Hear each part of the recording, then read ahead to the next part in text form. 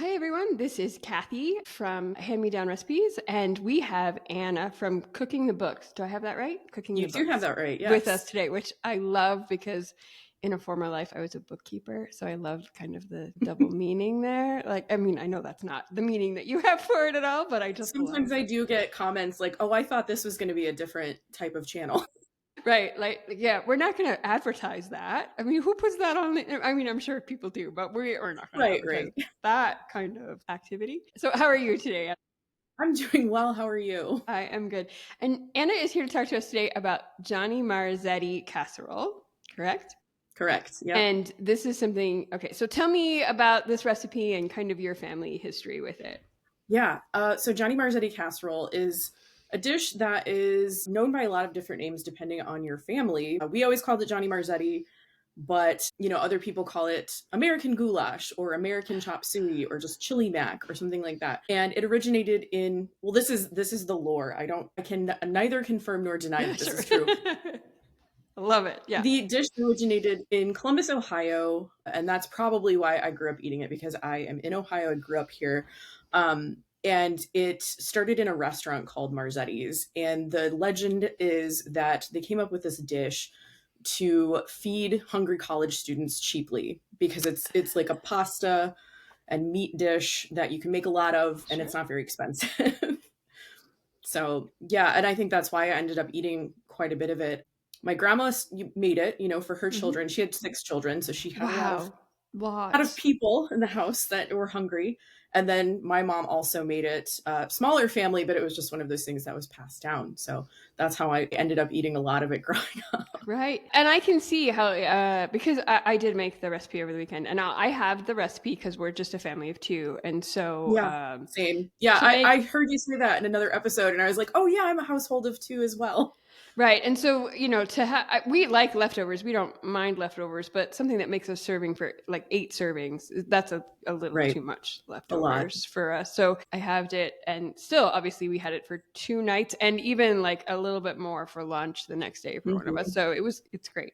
And as I was making it, I had just recently attended a potluck, and I thought, you know what? This would be great for a potluck. Like the full Yeah. size, especially if there's like a whole Hmm. lot of food, then people could just take a little, they would, only take a spoonful of Exactly. everything at a potluck, right? So it would be a Right, great dish for that. that's why I love a potluck. Yeah, right. Right. Me Yeah. too. You get to try everything. Right. And I think this dish is like a real crowd pleaser too. It has a Sure. lot of like good qualities about it. And I think a lot of people would like it. Right. I definitely think this is for like a meat and potatoes kind of man, if those are your kind of family members, which are definitely mine, We're right? Like, Midwesterners. right, Yeah. right. So that's like, it's definitely going to please that kind of guy. Like my husband was just Mhm. instantly in love with it. And he called it hot dish. And since I had done another episode about tater tot hot dish, Mhm. I'm always like, what's the difference between a casserole and a hot dish, right? In Right. that episode, she said it was because usually a hot dish contains meat, but a casserole doesn't always have to have meat, which is understandable. So Mhm. if you call it a hot dish, I think it'd be fine. But this recipe Sure. calls it a casserole. Yeah. I'm never Well, and I opposed. think where I am from, we say casserole more than hot dish. I always associate hot dish with more of a like Right, Minnesota which is where kind she was from. Yeah, yeah. of. But here, I mean, in Ohio, typically we wouldn't say hot dish. Right. I wouldn't say a hot dish either. Now, my husband was born and raised kind of in the Fargo area and then moved to Montana. So maybe it is kind of that Minnesota, Region. yeah, regional thing. That's just an interesting thing.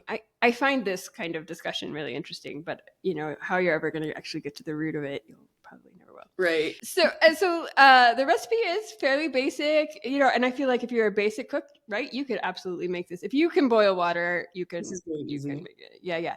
So, and you had said to me in an email before we talked about, like before we were Sorry here, about that. that's okay. I grew up with it, but that, like every family, well, it's a kind of a recipe that's fairly standard, right? Noodles, meat, Hmm. cheese. But you said Yep. everybody has Yep. kind of their own variations. So, Sure. like, how Yeah. did your family make it? Pretty standard? Was it the mushrooms?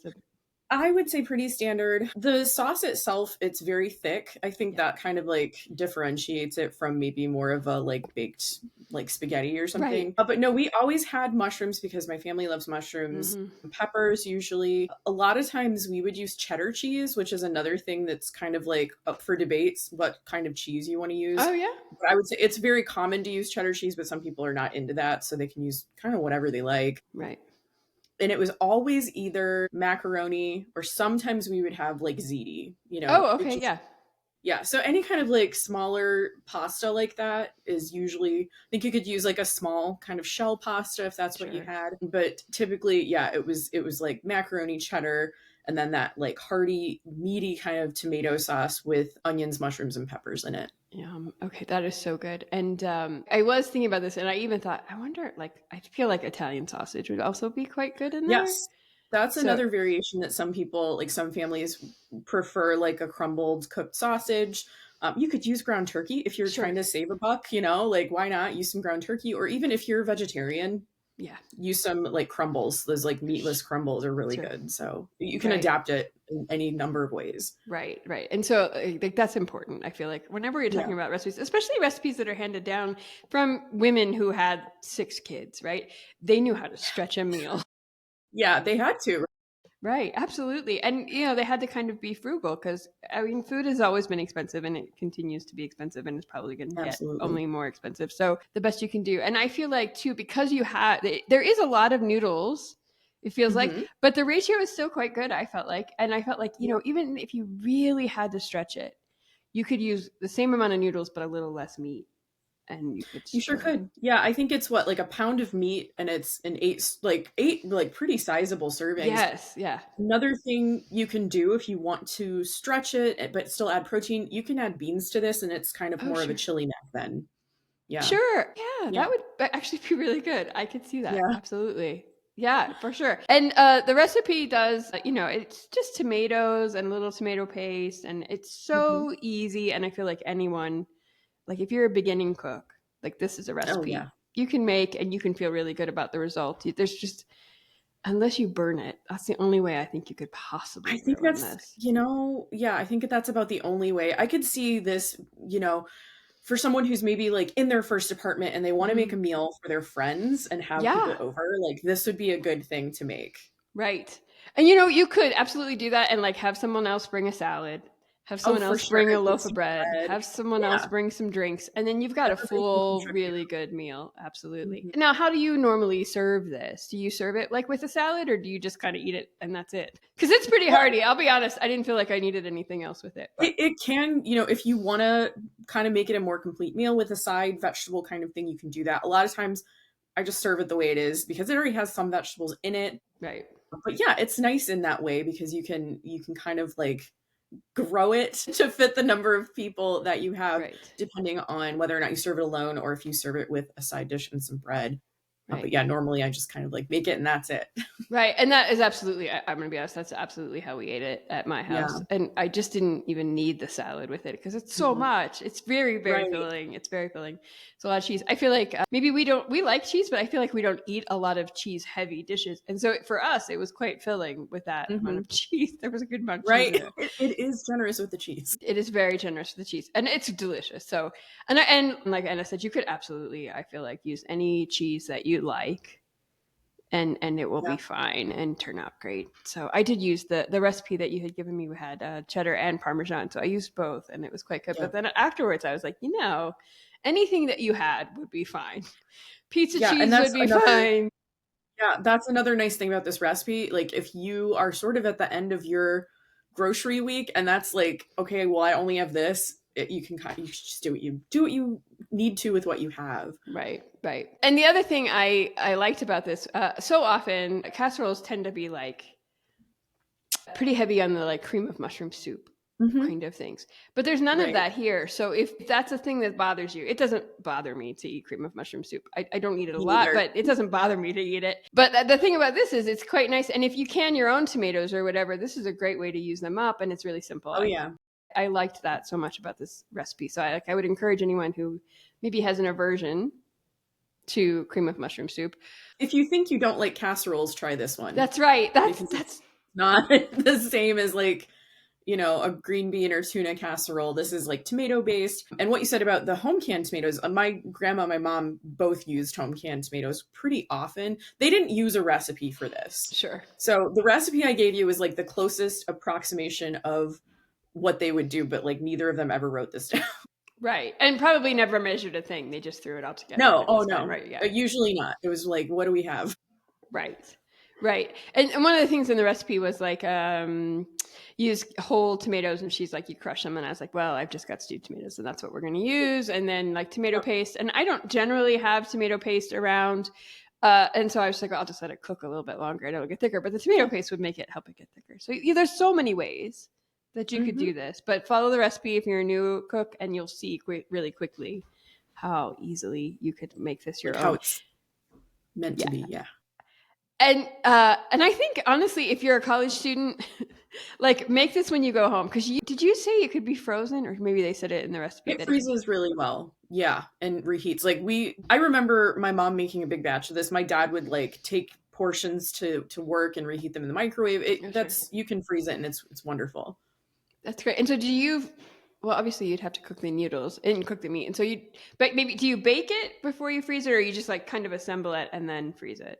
You could do it either way. Either way. A lot of times, like I end up just baking it and then reheating it because I'll cut the recipe in half too, just because it does make a lot. Right. And we're a small household. But yeah, you could definitely do this like unbaked, and then I would say, I don't know, if you want to put it in the oven like frozen solid from like straight from the freezer, you might want to let it thaw a little bit. But yeah, you could probably go either way with this. It's a great thing to take to someone, right. if they are maybe getting over an illness or they've just had a baby or whatever the reason, Right. Yeah. Oh yeah, for sure. This is a great thing to bring to someone. You can just, because again, it seems like as long as they're not vegetarian or vegan, they're going to like the food. Make right? sure you know what the dietary restrictions are. Right. They will be fine. They will probably love this. And especially if they've just had a baby or have some other sort of hard time, that they can just heat it up and be great. It would be so good. And I think if you're a college student, and maybe you live in a dorm or something, but maybe you have one of those little refrigerator freezer kind of things, you could absolutely make this at home and plop it in the freezer. And, and they have those great little things now where you can like portion size out and really freeze it up. So you could do something. Yeah, this would work well with that. And how did you like eat this as a family? Oh yeah. So typically, like when my parents or like when my mom would make it, it was weeknight meal. But we visited my grandparents a lot on the weekends. They lived a couple of hours away. I mean, my grandma would make it. A lot of times it was like kind of a Friday night thing. Like we would, go to school. My parents would be off of work and then we'd like travel to their house after school and it would be ready for us. So it was still kind of a weeknight, but it was like, weekend at my grandparents, something easy to put together that we could just like, she could have ready for us when we got there. Right. Gosh, how wonderful. And just like, it's so comforting and so loving. And you can just see like, if she's been making it her whole life, for her, it was so easy it feels like it's like when you eat it, you feel like, oh, this must have taken forever, but it's really so easy. And if you've made it a lot, you're going to be like, it's just so easy. Yeah. So great. Yeah. And I think part of that is like the sauce is like so thick and hearty and it's cooked down just a little bit. I think that's part of it. Like letting it cook down and then you bake it in the oven on top of that. Yeah. Yeah, I agree with you. Like the cooking. Well, anytime something kind of cooks for a while, and I grew up in a half Italian family. We're Italian on my mother's side, so yeah, you always had to cook down sauce for a long time, right? Always. And so I just feel like there's some inherent love in there. But I feel like even though it takes time to do that, everybody should know that's pretty hands off. And you're also doing other things at the same time, right? So the sauce is cooking down, and then you got to boil the water for the noodles. So it's not like you're not like standing over the stove for hours. No, this is not going to be like an all day affair. It might taste like you spent a lot of time. Right. It doesn't take super long. Right. Gosh. And your grandmother made it for you. And I just love that. And so, you said, and you would, I mean, if you really wanted to stretch it, you could serve it with bread or salad. Although that boy, I mean, yeah, some peppers. If you're really hungry. Yeah. Or you're serving a giant crowd of people. Yeah. I was talking to somebody recently who was telling me, I think it's called Lasagna Love, where it's some sort of like organization where you make. Do you know about this organization? Yeah, I actually Okay. did volunteer for them for a while. Yeah, so weekly you sign up and they match you to people who need a meal. And it doesn't have to be lasagna. That's what they started with. You can kind of communicate with the person that you're matched with and be like, hey, do you want lasagna or can I make this thing or would this fit your dietary restrictions? And then you kind of arrange the time and the day and you take the meal to them. And I worked, I was matched with people. Sometimes it's people who maybe they are experiencing a hardship. Another time I was matched with someone who was moving that day. And she's like, it's going to be really hard for me to get dinner on the table for my family. Like, and this was a huge help to her. So it's like different, you get matched with people who are in different like states, I guess, of their life. Yeah. And you can kind of make it like put the boundaries within a certain number of miles from your home. So, I wasn't driving like an hour and a half to take anything to someone. It was more like 15 to 20 minutes. Wow. So it was easy to fit it into my week usually. Right. It's such a great thing. I had not heard of this until literally quite like 2 weeks ago. So I'm so tickled that you know about it. And I was thinking about, because she said it's not always lasagna. It's called lasagna, right. But it's not always. And I thought, well, you know what? This dish would be probably really good. I mean, because it's similar enough. I'm taking this to someone. Yeah, great. That is really great. And again, I feel like one of the things I'm a big fan of is trying to always like, the full recipe was like a 28-ounce can of tomatoes. So you could absolutely make this in the summer with fresh tomatoes and it'll cook down and then freeze it and you've got a meal for later in the year kind of things. And, you could absolutely make a bunch at once if you wanted to and freeze it. How long do you think would it last in the freezer? 6 months or so? I would say. Yeah, I mean, if you store it properly, it's going to last you probably 6 months. Yeah. As long as you wrap it and everything. Right. If it will last you 6 months, doesn't last that long usually. Right. Because we eat it. Right. Because it's funny. It's one of those things, right? Like, I'm going to put this in the freezer for a day when I don't feel like cooking. And lo and behold, the day you don't feel like cooking is 3 days later. So, it's kind of like I saw a meme online one time where a guy was like, I'm going to buy this frozen pizza for when I don't feel like cooking. And lo and behold, I don't feel like cooking tonight, right? Like the minute you have it, it's so true. Yeah, that happens. Yeah, we all everything. But I can see where, if you had a few, maybe one or two in the freezer. Yeah, it would be nice. It'd be helpful. I typically freeze in individual portions because I end up like reheating it for lunch or whatever, or dinner if we want different things or something like that. One of us can have that and the other can have something else. That's really smart. See, in my head I was thinking, oh well, I would just like freeze the whole pan. Yeah, you can. But you could do that, but freezing it in individual portions, it makes a lot of sense too, because then you could just pull it out the day you don't have anything else to pack for lunch. Right. Yeah. So smart. Oh my gosh. Okay. And you had mentioned adding the beans for like a chili mac. And I thought as I was making it too, because it was close to Cinco de Mayo. And so I was like, you know what? You could almost do this like a taco, season the meat with tacos, add some beans, use taco cheese, and it would probably be pretty good too. Change it up however you want. You can make it spicy if you want. Yeah. I'm such a white girl and I can only handle so much spice. I'm the same. I wish. There's so many things I like want to try, but then like the minute I do, like they're too hot and I feel terrible about it because I love food. Yeah, you get that like initial flavor that's really, really good. And then like 2 seconds later, like, okay, this is a little bit much for me. Yeah, I know. Oh, yeah, it's a shame. Okay, well, we all know what we know where we're good and where we're not. So when you love food, all right. And so you were saying that about your grandmother, and so is it something that everybody kind of just passed down in your family? This recipe is like. I think so. I'm pretty sure my cousins ate this too. Yeah. So I'm sure that maybe my mom made it slightly like differently and then my aunt made it a slightly different way or with whatever they had on hand. But yeah, I think we all ate that. Right. And you keep it pretty similar or you're just always like, well, I'll just throw whatever. Or do you keep it pretty similar every time you make I like to keep it pretty similar just because I end up liking, I really, really like mushrooms. So it's like, it always has to have mushrooms in it. Yeah. The pepper, if I don't have one on hand or I don't have one in the freezer, I'll leave that out. The onions always have to stay. I'm not like a super huge onion fan, but they get so like cooked and soft in this dish and they lend a lot of flavor that I would not eliminate them. Like they have to be in there. Yeah. Or you have to have like onion powder or dehydrated onions or something. Like you have to have an onion component, I think. Right. Oh yeah, so for sure, yeah, if you don't have an onion, sprinkle onion powder in there or garlic powder and it would probably be fine. And yeah, so when I made it, peppers, I don't have any peppers currently in the freezer. We've used up all the ones from last year and they're barely expensive. In Montana in April and May, they're like over $1 a piece and I'm just not going to pay $1 for a green pepper. So I went without it. But I will say that both my husband and I were like, this really would be great. Like, it's already really good, but some green peppers in there would just be so good. Yeah. So yum. Yeah, for sure. And I did use mushrooms and I used fancy like baby portobellos just because that's what I had. Yeah, they're cheap at Costco. I don't want to they are cheap at Costco. Yeah, so every time we go to Costco, there's certain things that you always buy, and the container of portobello mushrooms is always the one. It comes in a lot of plastic, which I hate, but. Yeah.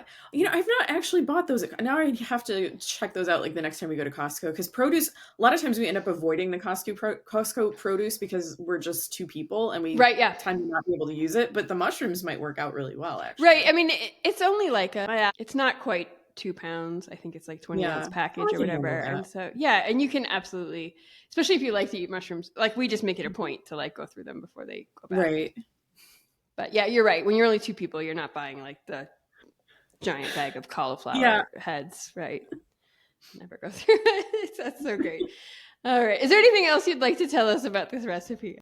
Let me think. I mean, I talked about the different names. Yeah, I actually, so when you asked if I had a recipe I wanted to share, I had something in mind. Like I made a video of 3 of my childhood favorite recipes, and that's kind of why I decided on this one. So the video is out there. Like I made it last year. We'll link to it. Yeah. 2 other recipes. Oh, great. Thank you. 2 other recipes from my childhood, but this one I thought was like sort of had the widest appeal to it, and when I posted the video and then people started commenting, that's how I found out there were so many different names for the dish. So I would like to share a couple of my favorites with you if you don't mind. Yeah, please do. I actually, I went back to the post just to find it. Let me see here. Yeah.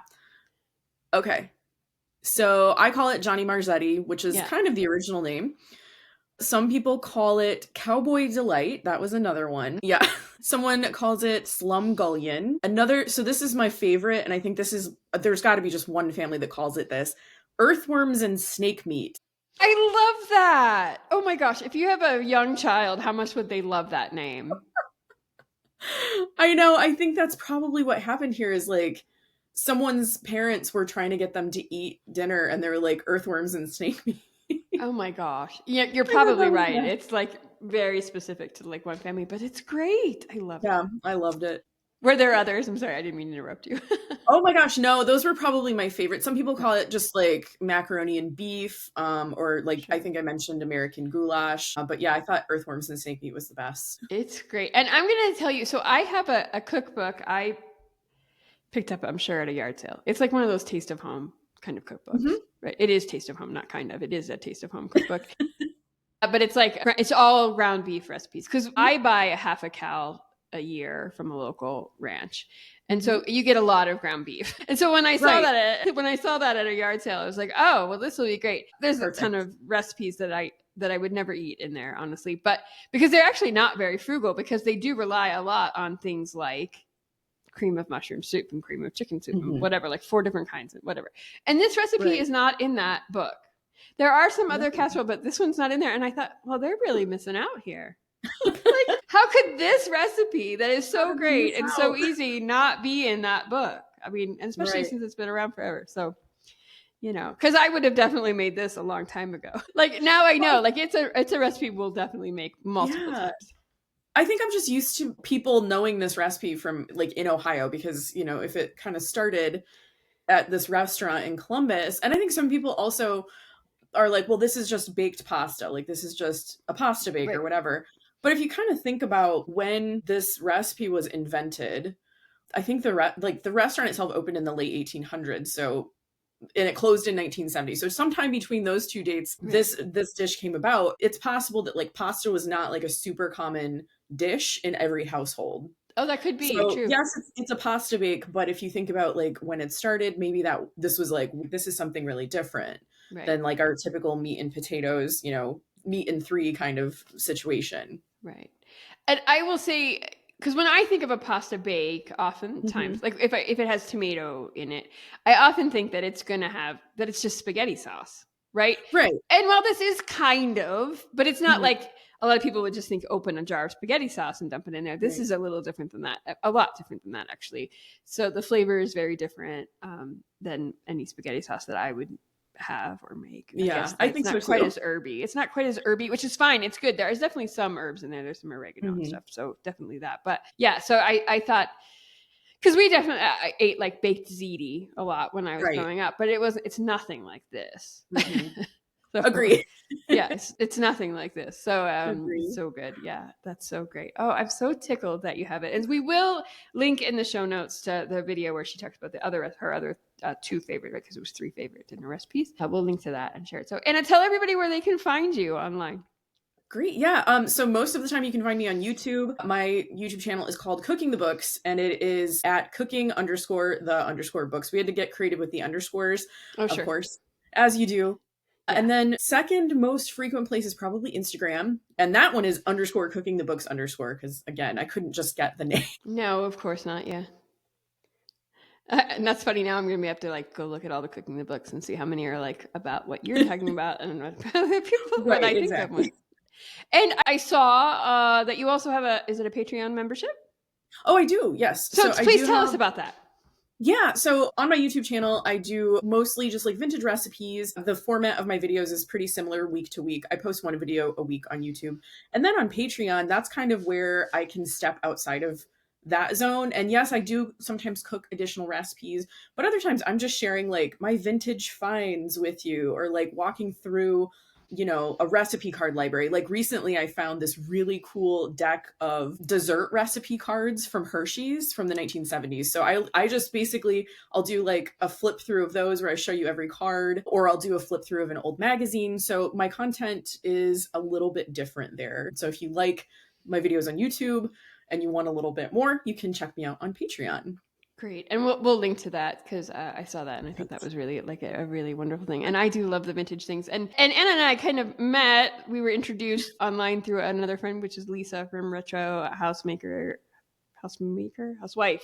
Retro Housewife Goes Green, and I had interviewed her on the Quiet Rebellion, which is the other podcast. So she's Yeah. so sweet, and yeah, the whole vintage thing. Both of you are so Yeah, great. and we collaborated on a video a few weeks ago. I So know that's that was how just so great. She's so great. Okay, so good. And so we'll link all of that so you can all find her. And I love that you found vintage recipe cards. It's so yeah. cool. Oh gosh, yeah, I love them. And do you still use them like yourself, or do you just use them to like give away? Like, do you still have like a recipe box on cards? Oh gosh, yeah. So I have my own recipe card. Like I have a whole bunch of them. Actually, behind me, I have a bunch of recipe boxes that you would put your own cards in. But then I have like the Betty Crocker recipe card library from the 70s. I Oh have the wow, McCall's recipe card library. So in a time when you used to get these things in installments, so you would right. get them in the mail month to month, and you'd like complete this box. So I have both kinds. Yeah, that is so great. So I prefer to keep like the recipes that I use most often, if they're not already in a book of some kind. Mhm. I tend to use 3-ring binders. Just it's a personal I thing do love a versus the binder cards. too. Yeah. Yeah, I don't know. It's just a thing. But I do like share recipes with people, and so like I'll write them out on and if I Mhm. can find vintage recipe cards, Yeah, love. those are always fun. I love them so much. Great. Well, thank you so much for joining us, Anna. I really appreciated and enjoyed this conversation so much. Yeah, this was super fun. Thank you for having me. Yeah.